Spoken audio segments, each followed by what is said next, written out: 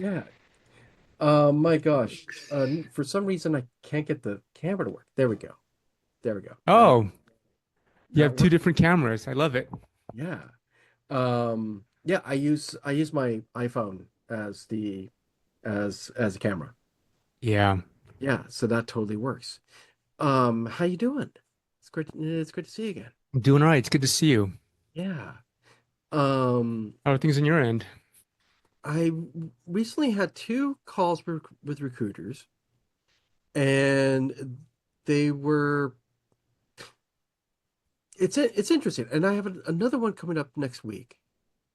And so far, two of them, one has been a phone call, and two of them has expressed that they're going to be over Zoom like this, but without the video. Okay. That the camera will not be necessary. Um, Okay. yeah, I'm. Why is that? Other than I understand. I mean, it takes a lot of work to look this good for me. Um, Um, I mean, there could be any number of speculative reasons I can come up with. I think one is I think there's a sort of a bias concern on the part of employers and recruiters that they want oh, to stay away from. So for oh, them to be able to say it's voice only, um, they can't be, maybe there's some exposure that might be associated that they might be minimizing, right? So that's one thing I could speculate on. Hello, Jaime, Amber, and MP. So yeah, that's what I would speculate on. As a recruiter, I would much rather, I mean, the same thing will happen when, if and when eventually you're going to meet the person maybe in person. If it's a completely remote role, that's a different story. But um, as a recruiter, I would prefer sort of a higher fidelity interaction. There are trade-offs though, right? Because as a recruiter, in the past, there'd be situations where I would prefer a phone call. There, especially early on, yeah, right? And part of it is because I'm just trying to gather very specific information, yeah, right? And the either the video or even an in person might slow that down, might oh, distract from that. okay. And not that I wouldn't do a Zoom video with video Hmm. as part of an interview, but sometimes I prefer just to do that. Prefer to push that out. And then the first contact, I would prefer for it just to be voice. Yeah. So I can see where there's value there, apart Okay. from like, the bias concern. Very cool. No, that was no, that's a big thing. Yeah. Um, but nonetheless, Eric, it's great to see you again, and I'll catch you soon. For sure. Thanks, Carlos. Have a good one. Hi, everyone. We can give some time for, hi, Victor. We can give some time for folks to come in, but I don't want to wait for anyone. So to make best use of everyone's time, happy to field any questions you guys might have. Mm. So just to reiterate, so I know Carlos was on before everybody else. He just asked a question around upcoming Zoom interviews that he's doing, and he mentioned that the recruiter mentioned to him that it would be voice only, no video, even though it's on Zoom. And he was asking about what could be the rationale behind that. And so I was just, giving him some of my own perspective on what could be happening there. Victor, did I cut you off? I didn't mean to cut you off. Do you have a question? I know. I was just going to make a comment on that subject. I Sure. noticed that in the past in interviews, I do a lot better when it's a phone call only. Mm. On video, somehow there's something off with how I present myself. So I don't know. It's funny because it's another thread that, a lot of us, myself included, have to be concerned with when you know that a camera is on, right? You know a camera's on, whether consciously or subconsciously, you're aware that, someone is observing, your facial expressions, how your hair looks, whatever, right? So it's another thread that you have to be again, whether it's conscious or subconscious, it's another thread that your mind is preoccupied with. And if it's just voice, if it's just phone call or Zoom without the video, it's one less thing you have to think about. Again, whether it's conscious or subconscious. So yeah, I recognize that overhead. Yeah, for sure. And part of it is I think, to be comfortable with it, I would recommend just doing it more, whether it's talking with your friends or, interviews you might be doing, just getting. So for me, like I'm more comfortable now in front of the camera than I was, let's say, 2 years ago. And I think it's because I've been doing a lot more of these kinds of sessions, right? And I think just generally speaking, people are starting to get more comfortable with Zoom and video because a lot of their interactions with people, over since COVID have been largely through Zoom, voice and video. So, but yeah.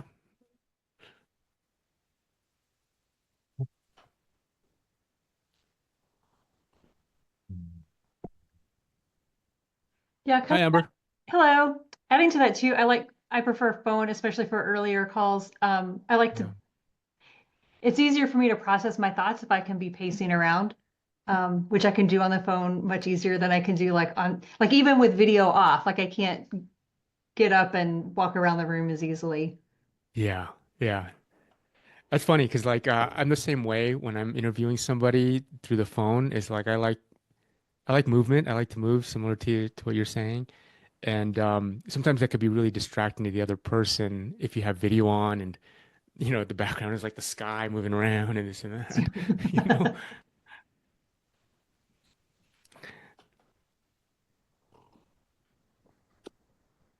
The, so on the similar in the same topic, um, do you have any feedback or tips on communication, like especially for an interview? Uh, it's so we have all these biases. So I do user experience research. So I am conscious that those biases exist. But when I'm talking real time, it's super tough to actually keep those things in mind. Uh, so I don't know What if do you mean? there's, What do you mean in terms of trying to control or manage how you come across? yeah, yeah. For example, something that I have a problem with. So it's like maybe you noticing now. It's very difficult if I need to think about what I'm talking while I'm talking. I definitely cannot keep my face forward to the speaker, to the person who's Yeah. hearing me. I need to be Yeah. looking to the side. It's like for me, it's all pretty much impossible to focus, to think while I'm speaking and still facing the person. And so Yeah. even on a face-to-face communication, like not through Zoom, but if in person, I need to speak to the side or somewhere. I don't even know where, but I think it's towards the side. And I'm pretty sure that people feel like a little bit I don't know, off. People don't like it. And so You that's know, why in-person interviews I do the worst. But if it's on the phone, I do great and yeah. usually get an offer. You're bringing up a good point here, Victor. Like it's really I to the extent that you have a support system and through the Never Search Alone community and your job search council, I would proactively try to solicit sort of mock interviews with people people you trust, and that will give you sort of candid feedback, right? Because we all have these different sort of either verbal or facial or just sort these ticks, right?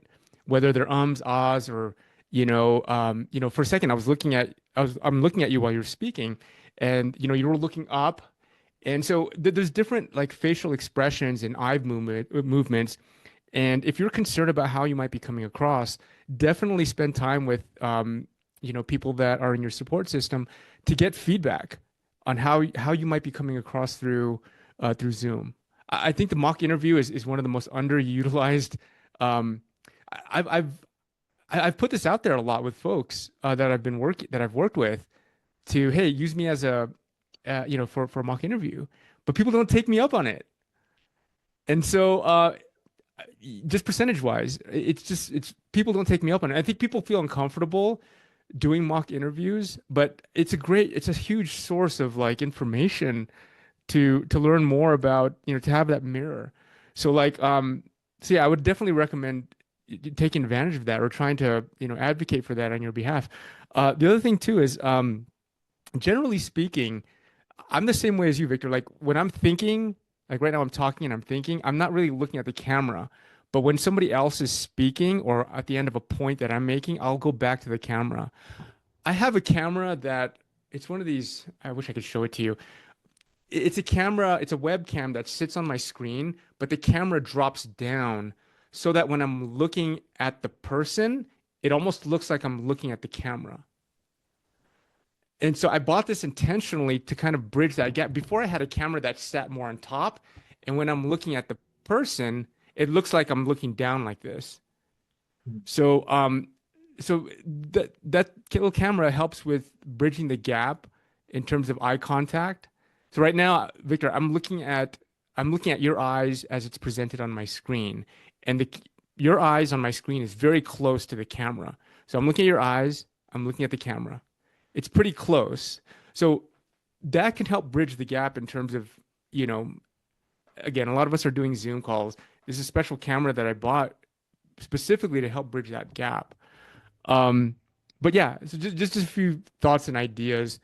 Um, Sorry, I kind of went off a little bit on a tangent, but I guess was there a specific question there that you So had that I more could? like well, I guess yeah, the idea of mock interviews Yeah, to get feedback, that's great. I think that I'm gonna work on that. It's just uh, like I said, I do user research, so I talk to customers and potential clients.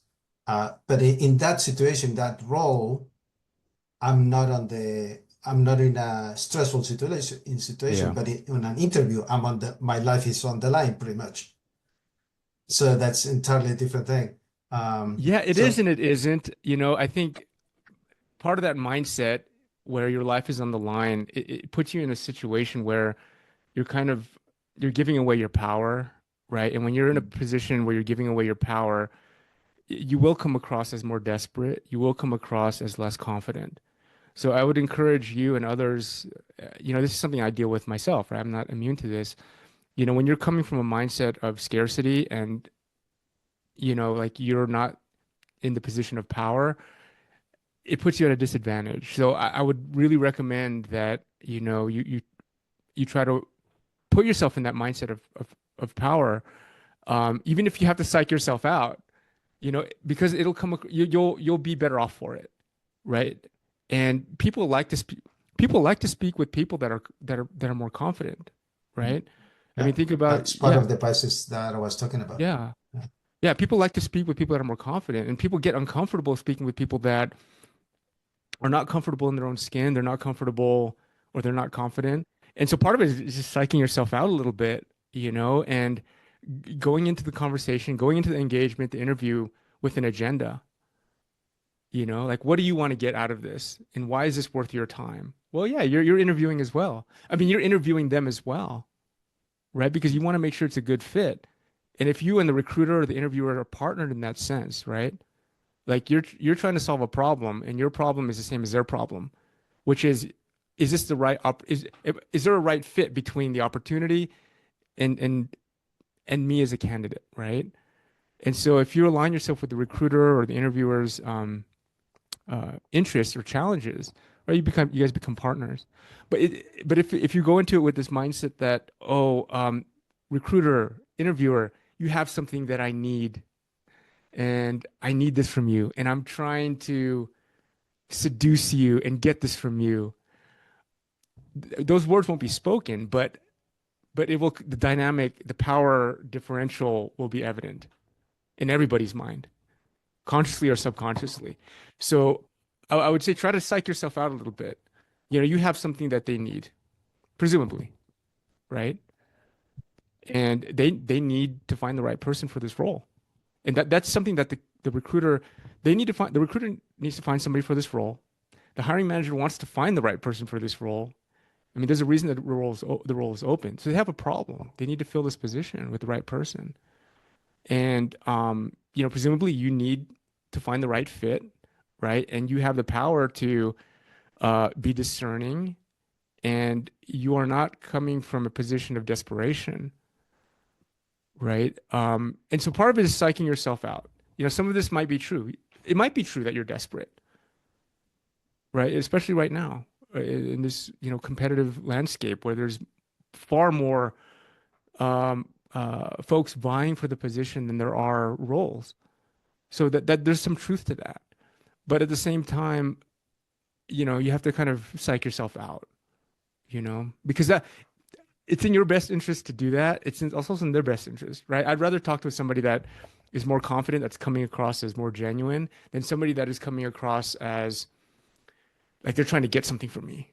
Like they're just trying to trick me into thinking they're the right person for the role, right? I'd rather have work with somebody that we're on sort of the same plane versus like, you know, me being above them or them being above me kind of thing. If that makes any sense. Yeah. Yeah. There's a lot of psychology behind this whole thing. You know, it's like a dance, right? And it's equivalent to like dating, right? Ideally, there's some parity there, right? Versus this kind of thing, right? Hey, So, Eric, I had a little bit of a follow-up question to that, but in a slightly different direction. So I recently interviewed for a role and I was one of the early candidates to apply. mhm. So they've let me know, basically I'm in a holding pattern because the team wants to feel like they interviewed people other than me before they make a decision. Which is common.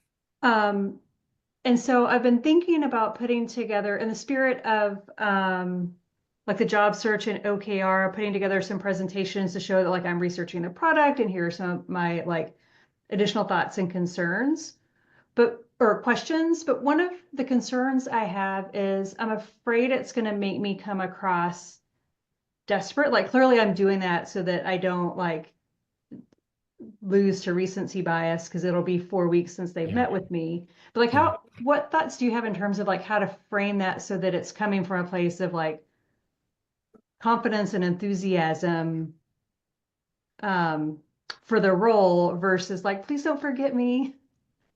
Yeah. No, I see what you're asking, and I know I understand sort of the sensitivity that um you're referring to.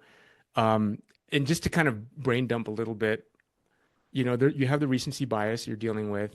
There's that phenomenon of like, or that thing you're trying to balance with being you know, how do you say, like a try hard or somebody that's trying too hard, Yeah, right? exactly. Right. So it's kind of you want to be cool, but you know, not coming across as uh, like uh like a try hard or something like that, like trying too hard.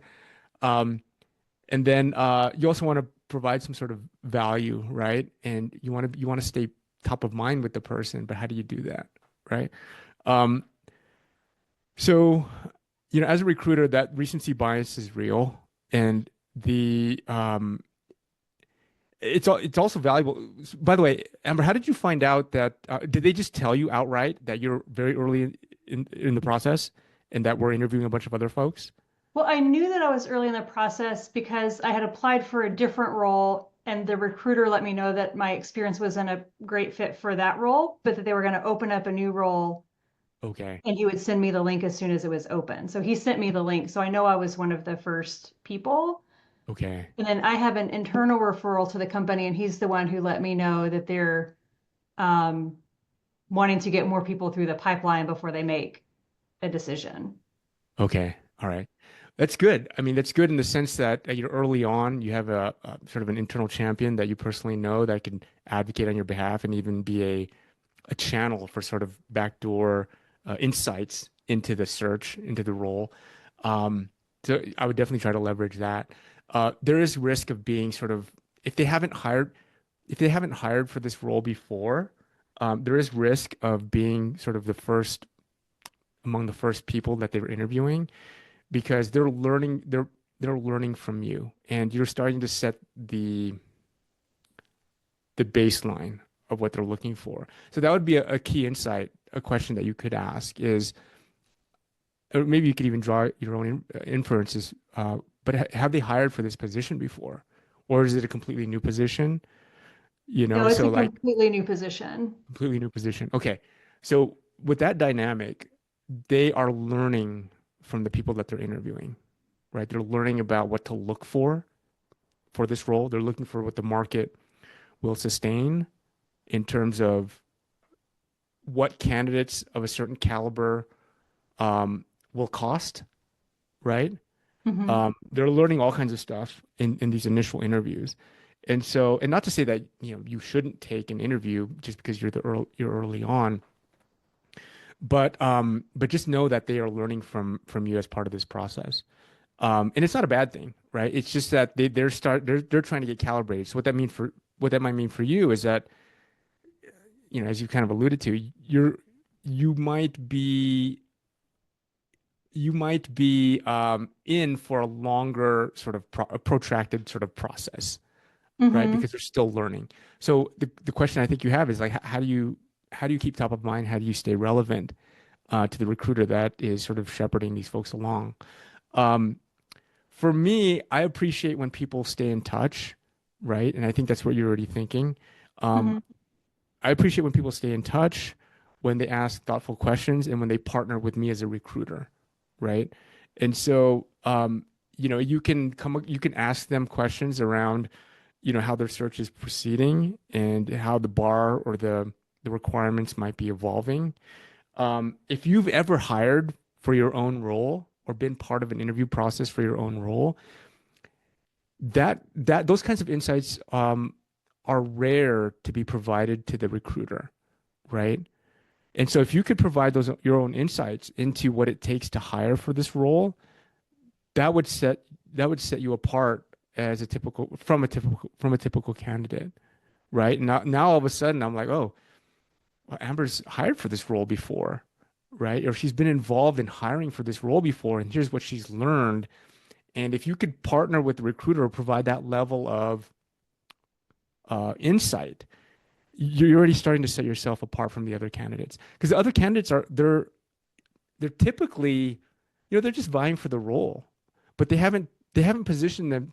They positioned themselves as candidates, but they haven't positioned themselves as partners to the recruiting process, Hmm. right? And assuming that you have experience, and it doesn't mean that you had to have been the hiring manager.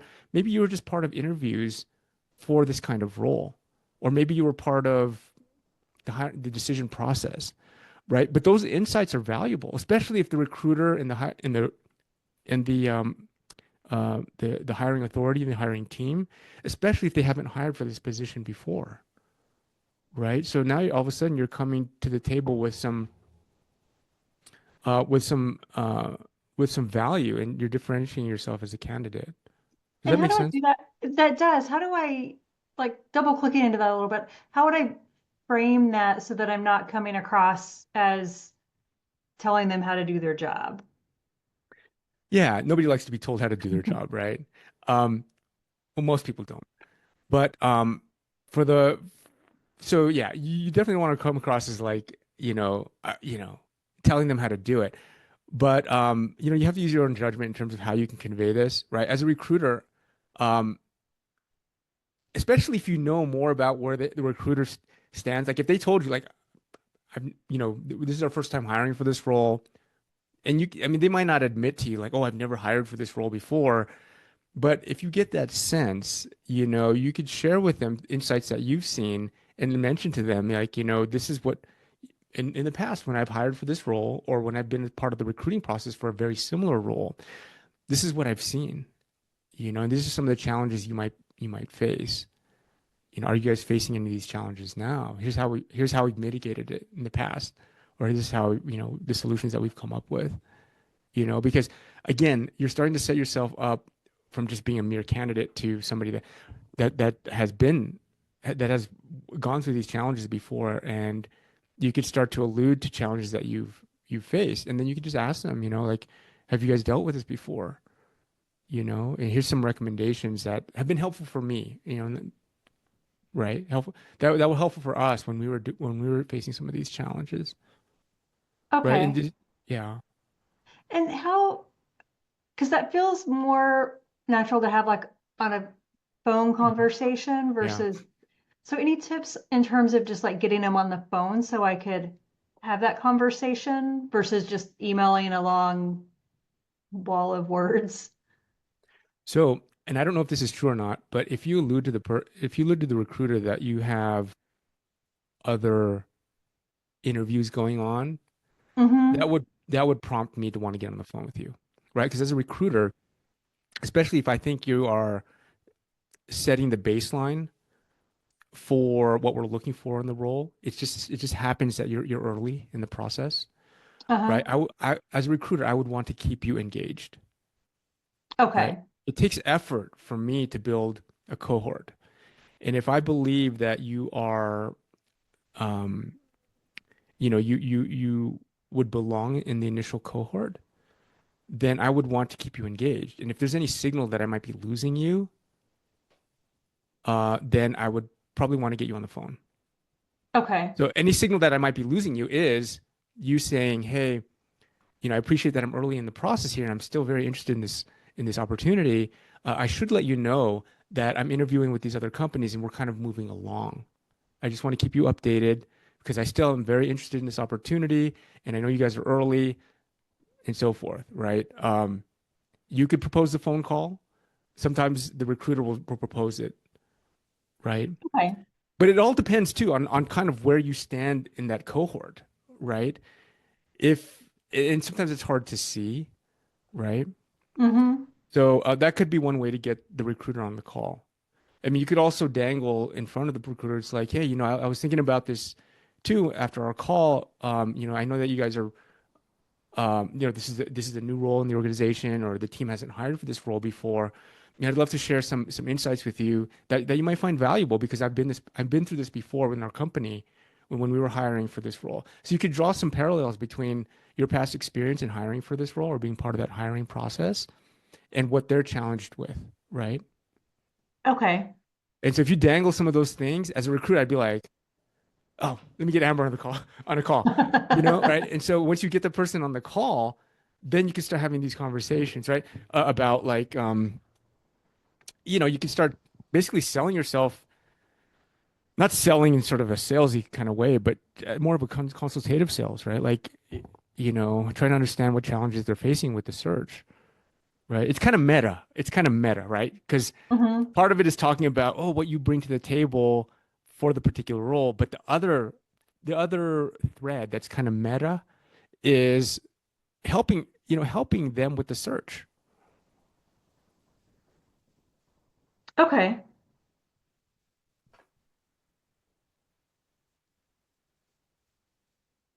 So yeah, those are some of the things that stick out to me, right? Because it's sort of a pattern, a pattern disruption, a pattern break, right? Because Mm-hmm. when you're interviewing with someone, right? Oh, I'm wearing this hat as a recruiter. You're wearing this hat as a candidate. So it's a pattern interrupt. Now all of a Yeah. sudden, if you start interrupting that pattern with, yeah, you're wearing the candidate hat, but also now you're wearing this hat of, I can help you, Mr. or Mrs. Interviewer, with this search, right? So you're starting to break that pattern. And when you start breaking patterns, you leave an impression. You're much Okay. more memorable. Yeah. Cool. Thank you. Yeah, for sure. There's so much psychology behind this stuff. And a lot of it is like, a lot of it we don't think about. It's funny because, when I'm doing these weekly coffee sessions with everyone, part of the reason I do it is because there's a lot of things I don't even know that I'm doing until I'm starting to talk about it. You know, Mm-hmm. um, yeah, there's a lot of patterns or I don't know, playbook, standard operating procedures, things that I do naturally that's just evolved over time. But it's only now, and that's part of the reason why I'm doing this is so I can kind of pull this out of the like, why do I do the things that I do? And when people ask me that, it helps me pull it out of my, I don't know, my memory bank or my knowledge bank. And part of what I'm doing is obviously I'm recording this and I use this as a way to kind of document, my approaches to recruiting and interviewing, so that other people can benefit from it, apart from just, these groups on a weekly basis. Like I'm digitizing this and I'm transcribing it and I'm obviously putting it on YouTube, but I'm also trying to use this so that I can build a sort of a knowledge base of my own experience. And it could be something that you guys might think about doing too, in terms of getting your experience, your expertise, you, everything you know about your craft and digitizing that. Um, because that could be used as a knowledge base for your own experience. It could even, I mean, just in the short term, it could be used to sell yourself, and to help you refine, your own experience, your own knowledge, as part of the interview process and personal branding process. But Hmm. beyond that, there's a lot more uses that could be derived out of it. And how can you do it? You could just start talking. Just start talking to. Here's a little tip. Just start recording yourself. And if you don't have somebody to interview you, so to speak, just go into ChatGPT, upload your resume, tell it what you're doing, and tell it to come up with 20 questions so that it could interview you. You look at those questions and you just start talking and answering those questions. Record it, transcribe it, and start building a memory, a knowledge base of your experience. Okay. And these knowledge base could be in the form of anecdotes, stories, accomplishments, and they could be used to refine your personal branding and your narrative. Again, this is just short-term stuff. It could help you with doing that for the purpose of the job search, right? But then as you start going along in terms of your career, you could use this form of pulling stuff out of your head and putting it, documenting it. You can use it for ways to uh, figure out how you can manage your career, how you can train others. You can even create a digital twin of yourself that other people can hit, maybe other team members can hit instead of them emailing you directly, right? So this knowledge base is so extendable, it's so versatile, right? And it might not be that easy yet to plug and play that, but as you start building this knowledge base, there's going to be a lot more ways that you can start to use it. I think what's missing right now is a lot of people don't, it's just locked up in people's heads, you know? Hmm. And when you think about your resume, when you think about your professional experience, a lot of it is just locked up in your head, right? Some portion of that is locked up or it has been documented in your resume, your LinkedIn profile, but that's just scratching the surface, When you double click on that work experience that you had over the past 2 years or that project you worked on, whatever you have on your resume, whatever you have on your LinkedIn profile, it's just scratching the surface, right? There's so much more nuance and color there. And if you could start to get that out of your head and document it, it could be like a mirror that can help you refine your understanding of what you've done, where you've been. And that context is amazing when you start feeding it into this loop that you start to have with ChatGPT or whatever LLM of of your choice. I've already started to do that, and when that flywheel is just amazing. It's amazing because the context that you are able to the extent that you're able to provide more context to the LLM, it could really be a very powerful partner to you. And I'm not just talking about like job searching or like whatever, right? Hmm. Or career management. That GPT, the more it knows about you, the more context it has about you, the more it could be a really powerful partner. So powerful. So powerful. So anyway, I hope this helps. I'm kind of going on an AI soapbox here, but No, that's super interesting. you know. Any other questions, Amber or anyone else? I have to jump here. Nothing that can't wait until next week. All right. And Amber, you're the one that reached out to me about talking a little bit about AI, or was it you? Yeah, yeah, Okay. Reach out. I'd love to chat because I get crazy excited about, how this technology can be applied and, what some of the gaps are. And I get really excited about like, just conversational AI and just the yeah, power there. I think conversational AI is going to be the sort of the new interface. We're already yeah. seeing it, right? And whether it's voice or just chat, increasingly it's becoming video. It's not entirely there yet, but these are some of the systems that we're developing in the context of sales, but also in the context of eventually recruiting, right? Because sales is more of a revenue driver, and recruiting is just a cost center for most businesses, right?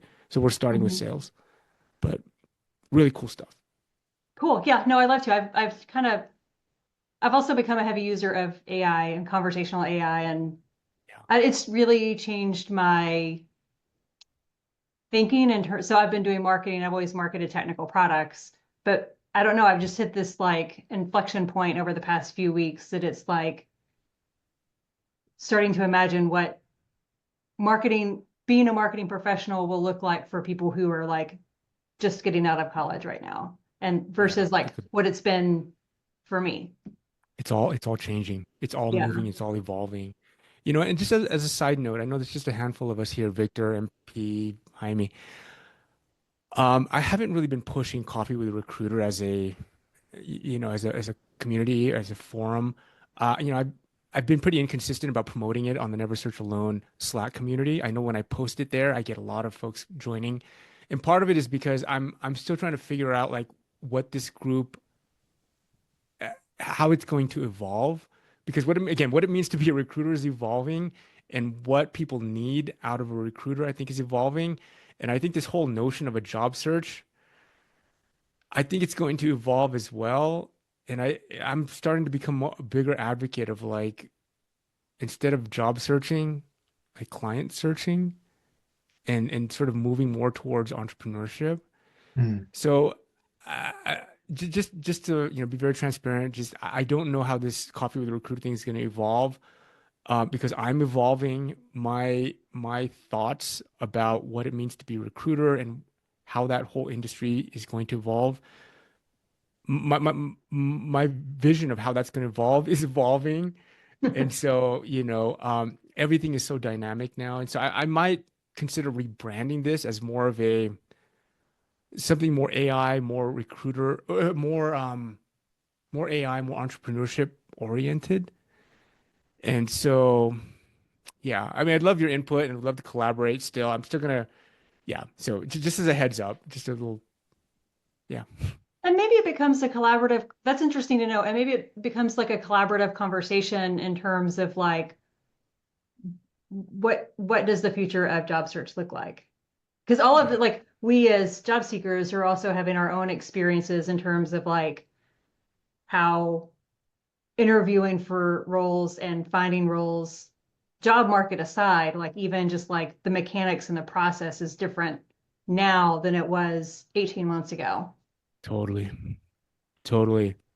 And I don't know if you guys know this. I host a podcast, and I don't know, 25 podcasts in over the past year and a half, and I'm starting to. My goal is to do at least a podcast a week. And this is where we talk a lot about this stuff, future of work, entrepreneurship, the lines blurring between employee and entrepreneur, and I think we're gonna see, again, this is just me, crystal ball, right? I think what we're gonna see is just more folks making that leap into more, because people are already doing personal branding and they already see problems out there, and now the gap between employee and entrepreneur, I think that gap is starting to close, and access to becoming, creating your own solutions. You don't have to be a developer anymore to create your own solution, right? If you know of a domain space and you see the problems and you have a framework for creating, your MVP and getting it out there to validate some of these things, it's becoming more and more accessible, right? And so yeah, I think I'm moving more towards that, and I'm and maybe I've typecasted myself a little bit as a recruiter, and that's okay. But it. So yeah, long story short, I think the coffee with the recruiter, I'm not. It's going to evolve, and I just haven't been too thoughtful about how it's going to evolve.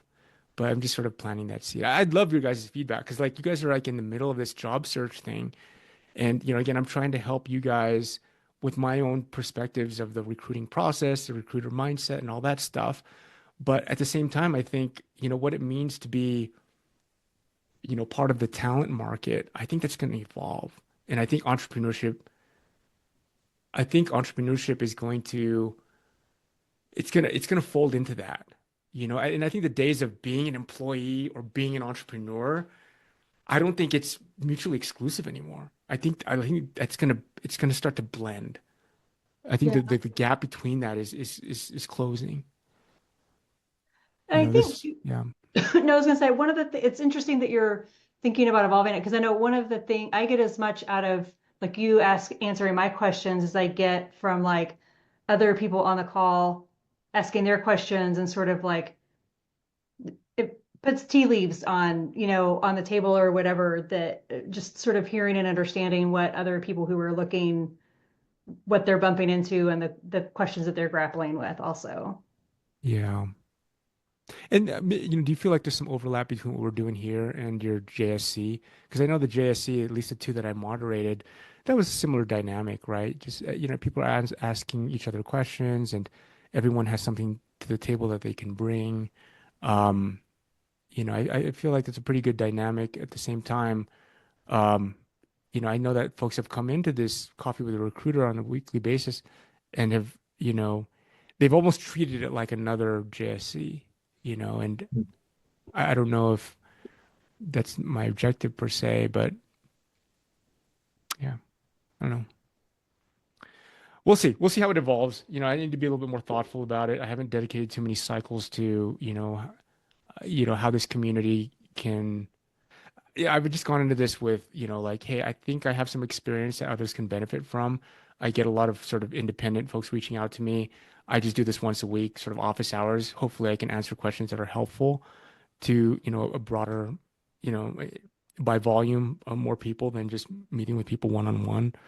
And that was sort of my intent. But I think there's something here that, especially as I start to evolve and, so So, extra question. You yeah, were talking about the never search alone process and all that. Um, yeah. I've been thinking the past few weeks on whether the research launch process is.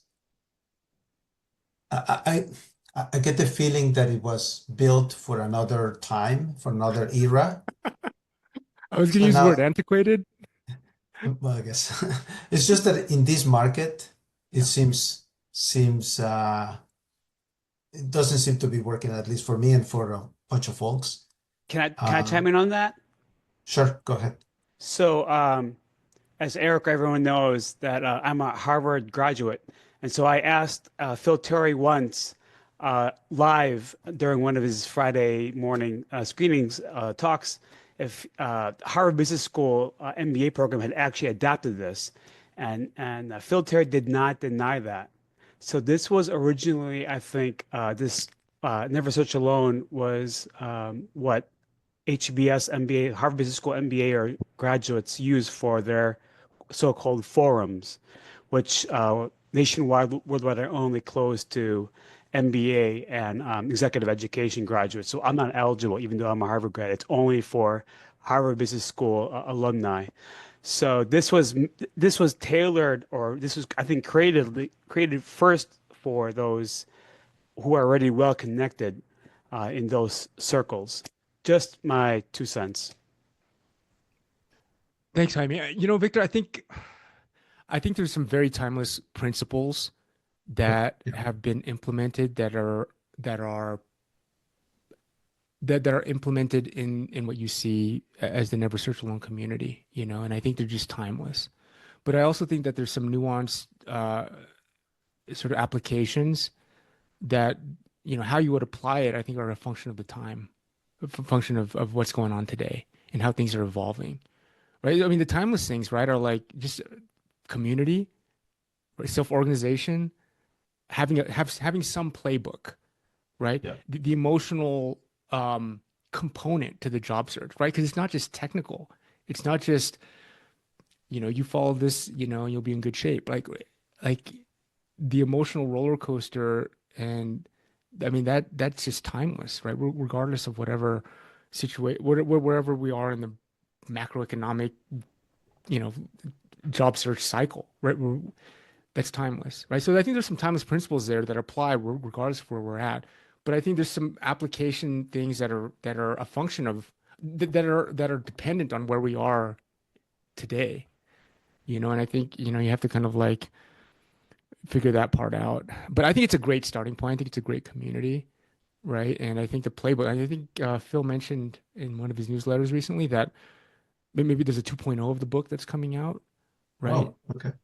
I think so. Yeah, if I read that correctly.